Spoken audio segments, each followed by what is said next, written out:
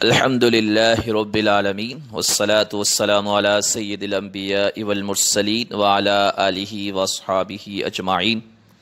سامعین ناظرین، آج کا ہمارا موضوع یہ ہے کہ کن کن لوگوں کو زکوٰۃ دی جا سکتی ہے۔ سورہ توبہ آیت نمبر 60، اس آیت مبارکہ میں اللہ تبارک و تعالی نے زکوٰۃ کے مصارف بیان کیے، جن جن لوگوں کو زکوٰۃ دی جا سکتی ہے۔ جو صاحب حیثیت ہیں بڑے غور سے سنیے، اور جو نہیں ہیں وہ بھی اس نیت سے سماعت کیجئے، دین سیکھنے کی نیت سے، کہ اللہ تعالی ہمیں بھی مال عطا فرمائے اور ہم بھی اس کی راہ میں خرچ کریں۔ فرمایا انما الصدقات للفقراء، قرآن نے فرمایا کہ صدقات زکوٰۃ محتاجوں کے لیے ہے۔ فقیر، پہلا شخص فقیر ہے۔ فقیر وہ ہے کہ جس کے پاس کچھ ہو، کچھ نہ کچھ مال ہو، مگر اتنا نہ ہو کہ نصاب کو پہنچ جائے اور بوقت ضرورت وہ اپنی جو ضرورت کی چیزیں ہیں وہ پوری کر سکتا ہو، لیکن اتنا اس کے پاس مال نہیں کہ وہ نصاب کو پہنچتا ہو۔ یعنی سفید پوش شخص فقیر آئے گا جو روز مرہ کی اپنی ضروریات تو پوری کر لیتا ہے، مگر وہ نصاب کو نہیں پہنچ رہا، نہ اس کے پاس کوئی مال ہے، کوئی ایسی چیز موجود ہے گھر میں ایکسٹرا موجود ہے کہ جو اتنی مالیت کی ہو کہ نصاب کے تک پہنچتی ہو، تو وہ فقیر ہے۔ دوسرا فرمایا والمساکین، دوسرا زکوٰۃ کا مصارف جو ہے وہ مسکین ہے۔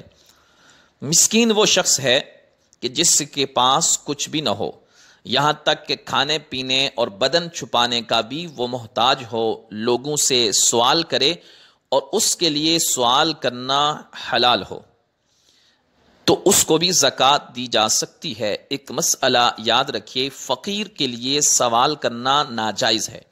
یعنی جس کے پاس کھانے پینے کے لیے، پہننے کے لیے یا رہنے کے لیے گھر موجود ہے، مگر اتنا مال نہیں کہ وہ زکوٰۃ ادا کر سکے، تو وہ سوال نہیں کر سکتا۔ ہاں، جو مسکین ہے جس کے پاس کچھ بھی نہیں، تو وہ زکوٰۃ لے سکتا ہے۔ تیسرا فرمایا والعاملین علیہا، یعنی وہ لوگ جو بادشاہ اسلام کی طرف سے زکوٰۃ اور عشر کے وصول کرنے کے لیے مقرر کیے جائیں، تو اس کام کے لحاظ سے ان کو زکوٰۃ میں سے ان کو بطور سیلری دینا جائز ہے۔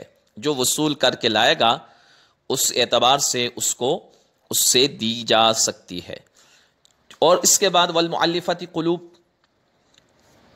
یہ ارشاد فرمایا چوتھے نمبر پر کہ تالیف قلوب کے لیے، تو یاد رکھیے مفسرین اکرام فرماتے ہیں کہ تالیف قلوب والا معاملہ یہ منسوخ ہو چکا ہے اجماع صحابہ سے۔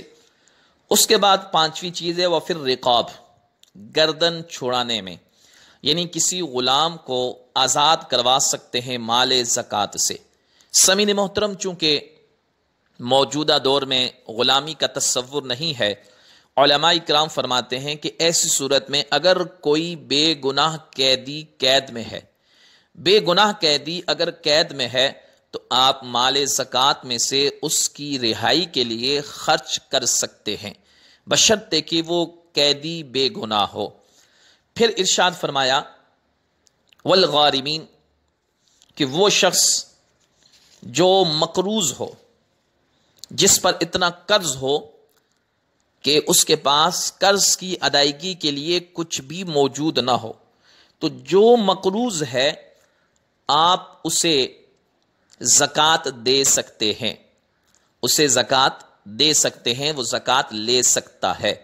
اور اگر کسی کا قرض ہے، وہ صاحب نصاب بھی ہے، اور مقروض جو ہے وہ مجبور ہے، اور وہ شخص زکوٰۃ کی نیت سے جو قرضہ اس کو دیا ہوا ہے وہ زکوٰۃ کی نیت کر کے اس کے حوالے کر سکتا ہے۔ پھر ارشاد فرمایا وفی سبیل اللہ، اللہ کے راستے میں، یعنی اللہ کی راہ میں خرچ کرنا۔ اس کی مختلف صورتیں ہیں۔ کوئی شخص محتاج ہے، جہاد میں جانا چاہتا ہے، اسے سواری دے دیجیے، مال زکوٰۃ سے دے سکتا ہے۔ یا اسی طریقے سے کوئی طالب علم ہے، دین پڑھنا چاہتا ہے، دین کے حوالے سے وہ اس کی خدمت کر دے۔ یہ بھی اللہ کی راہ میں خرچ کرنا ہے، یا اسی طرح کوئی بھی دینی کام جو اللہ کی راہ میں فی سبیل اللہ کی تعریف میں شامل ہوتا ہو تو وہاں وہ اس زکوٰۃ کو ادا کر سکتا ہے۔ یہاں یہ بات یاد رکھیے گا کہ بہت سارے جو فلاحی ادارے کام کر رہے ہیں تو ان میں سے بھی جو نیک کام کرتے ہیں یا مستحقین پر کام کرتے ہیں ان کو بھی زکوٰۃ دی جا سکتی ہے، لیکن یہ شرط ہے کہ زکوٰۃ میں کسی فرد کو مالک بنایا جائے۔ مالک بنانا بہت ضروری ہے۔ بہت سارے ادارے ایسے ہوتے ہیں زکوٰۃ ادا کرتے ہیں، کسی کی ملکیت میں نہیں جاتی، وہی فنڈ آگے غرباء پر خرچ کر دیا جاتا ہے، یا غیر مناسب یا غیر مستحقین پر خرچ کر دیا جاتا ہے۔ ایسی صورت میں زکوٰۃ ادا نہیں ہوگی۔ یہاں یہ بات بھی یاد رکھی کہ بہت سارے لوگ مال زکوٰۃ اسلامی مدارس میں بھیجتے ہیں تو وہاں کے متولیان کو یہ چاہیے کہ انہیں بتا بھی دیا جائے کہ یہ مال زکوٰۃ ہے، اور اس مال کو وہ الگ سے رکھیں تاکہ وہ صرف اور صرف غریب طلباء پر خرچ کر سکیں، صرف غریب طلباء پر خرچ کر سکیں۔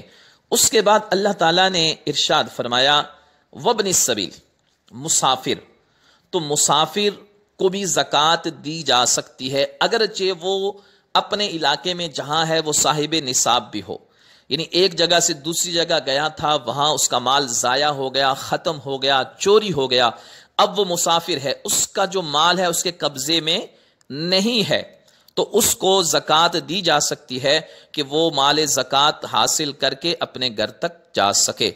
تو جو مسافر ہے اس کو بھی زکوٰۃ دی جا سکتی ہے۔ تو سامعین محترم، یہ 7 مصارف ہیں جن کا ذکر قرآن مجید میں بیان کیا گیا۔ جن لوگوں کو زکوٰۃ نہیں دی جا سکتی، حدیث طیبہ میں آیا جو بنو ہاشم ہیں، میرے محبوب علیہ الصلاۃ والسلام کی قریبی رشتہ دار یا اولاد میں سے ہیں، ان لوگوں کو زکوٰۃ نہیں دی جا سکتی۔ اسی طریقے سے انسان کے جو اصول اور فروع ہیں، یعنی ماں باپ، دادا دادی، نانا نانی، ان کو زکوٰۃ نہیں دی جا سکتی، اور اسی طرح بیٹا، پوتا، پوتی وغیرہ، اسی طرح بیٹی، نواسی وغیرہ، ان لوگوں کو بھی زکوٰۃ نہیں دی جا سکتی۔